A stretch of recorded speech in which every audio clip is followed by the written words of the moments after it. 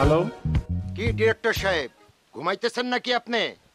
না ঘুমাবো কেন, কি বলেন? এই তো হাঁটাহাঁটি করছিলাম।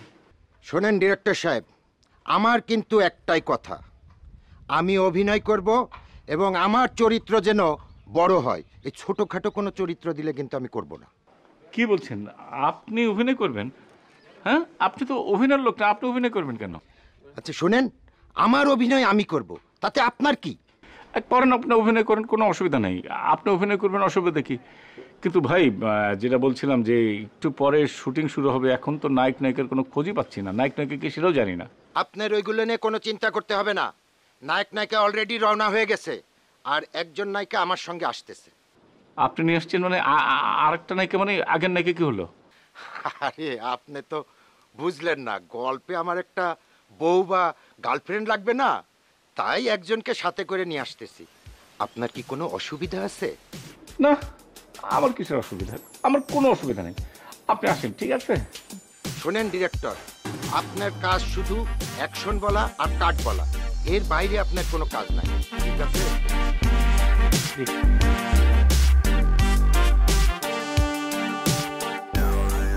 আসলাম একদম নিজ হাতে পাইলে হাত ভালো করে সাবান দিয়ে কষলে তারপর সরকার করে নিয়ে আসছি স্যার।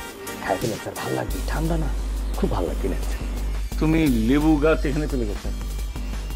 স্যার আমাদের বান্ডারির ভিতরে নাই, আমাদের বান্ডারির বাইরে আছে, সুন্দর লেবু হয়েছিল স্যার, শুধু আপনার জন্য নিয়ে আসছি স্যার, খাইলে ভালো লাগে, রোদ না। স্যার স্ক্রিপ্টটা তো হাতে পেলাম না, লাইন আপও জানি না, তাহলে কখন কোন সিন কিভাবে করব আমার মাথায় তো কিছু ঢুকছে না।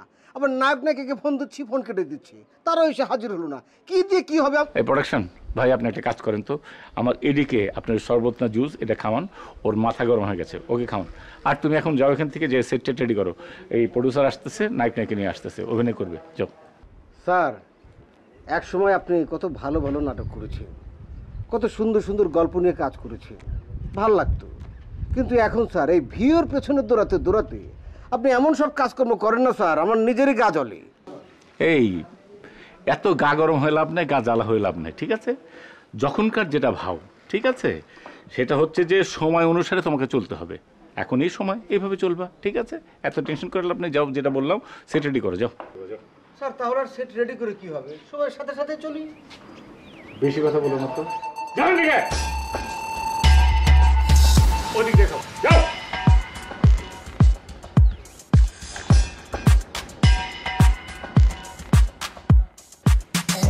নদীর ওই উজান ভাটি আমরা দুটি তারা, এক আকাশে জ্বলে ওঠা আমরা দুটি তারা।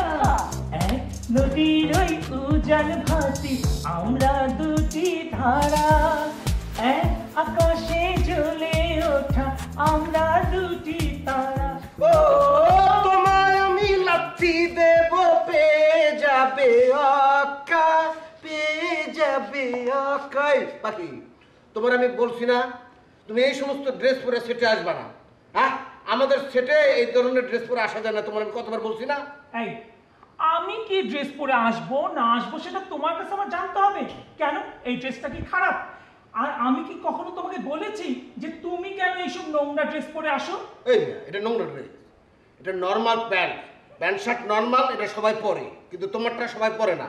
তোমার আমি আগেও বলছি, আজকেও বলতেছি, এরপরে কোনোদিন আর এই সমস্ত মেয়েলি ড্রেস পরে তুমি আমাদের সেটা আসবে না, পরিষ্কার বললাম। কি এইসব ড্রেস নিয়ে তুমি কথা বলছো? কোনটা ছেলেদের ড্রেস কোনটা মেয়েদের ড্রেস সেটা তুমি আমাকে শেখাচ্ছ? দেখো বড্ড বেশি বাড়াবাড়ি করছো, তুমি যদি এরকম বাড়াবাড়ি করো আমি কিন্তু সোজা ডিরেক্টরের কাছে কমপ্লেন করব। এই বান্ধবী দেখো তো আমার এই ড্রেসটা কোনো দিক দিয়ে কি খারাপ লাগছে? না না বান্ধবী, খারাপ লাগবে কেন? এই ড্রেসটা তো অনেক সুন্দর। তুমি না একটা কাজ করো, তোমার যখন পরা হয়ে যাবে ড্রেসটা আমাদের দিয়া দিও, আমি পরবো। এই তো কি রুচিশীল একটা মেয়ের মতো কথা বললো। আর তুমি, তোমার দৃষ্টিভঙ্গিতে সমস্যা, তোমার রুচিতে সমস্যা। তোমাদের দৃষ্টি দিয়ে না কখনো কোনো ভালো জিনিস চোখে পড়ে না, সব কিছুতে একটা কিন্তু লেগে থাকে। তোমাকে আমি সাবধান করে দিচ্ছি, আর কখনো আমার পোশাক নিয়ে কোনো রকম প্রশ্নই করবে না। যদি কিছু বলো আমি সোজা কিন্তু ডিরেক্টরের কাছে কমপ্লেন করে আসবো। যাও ডিরেক্টরের কাছে যে কমপ্লেন করে আসো, তারপর তোমার কানের নিচ বরাবর জম্পেশ করে এমন এক চটকানা দেবো, এক চটকানা খায় তুমি কাপড় চোপড় পরে মিলে দেবো। এত বড় সাহস!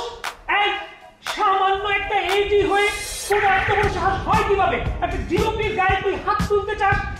তোর কিন্তু খবর আছে, আমি কিন্তু নিজে তোর একদম একদম খারাপ অবস্থা করে দিব। আমার অবস্থা খারাপ করার আগে নিজে আগে ফাইনাল করেন কি আপনি কি ক্যামেরাম্যান, লেডিস না জেন্টস, কোনটা? ও মাই গড! হেই, ও আমার জেন্ডার নিয়ে প্রশ্ন তুলছে। এ আমি কি শুনলাম? শিল্প সংস্কৃতি চর্চা করতে এসে জেন্ডার নিয়ে প্রশ্ন, এ তো আমার মাথায় ঢুকছে না। এই, তুই আসলে শিল্প সংস্কৃতিতে থাকার মতো একটা লোকই না, তোর কোনো যোগ্যতাই নেই। তুই কেন এখানে ক্লাসিফিকেশন করছিস? হ্যাঁ, ছেলে না মেয়ে এইসব জেন্ডার নিয়ে তুই প্রশ্ন তুলিস? তোর তো থাকা যাবে না, তোর তো খবর হয়ে গেছে। দাঁড়া, তোর খবর আছে। আমি 12টা বাজাবো, এক্ষুনি আমি ডিরেক্টরের কাছে যা কমপ্লেন করব। তুই যদি এই সেটে থাকিস তাহলে আমি একদম ক্যামেরায় হাত দিব না, ক্যামেরা ওপেনও করব না, দেখবো কিভাবে এই নাটকটা হয়।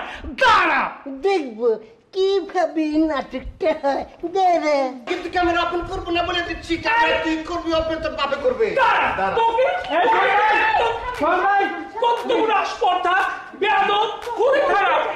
না না, আপনি এসব ক্লিনিং দিয়ে মানুষের সাথে কিসের কথা বলতেছেন? আরে কথা না, তুমি দেখো, এটা চোখে লাগে না। একটা মানুষ যদি আইসা আমাদের সেটে একে দেখে, একে দেখলে কিন্তু বুঝে যাবে আমাদের সেটটা কি। এই বেয়াদবের বাচ্চা, এই তুই আবার আসছিস কেন এইসব উল্টাপাল্টা কথা বলতে?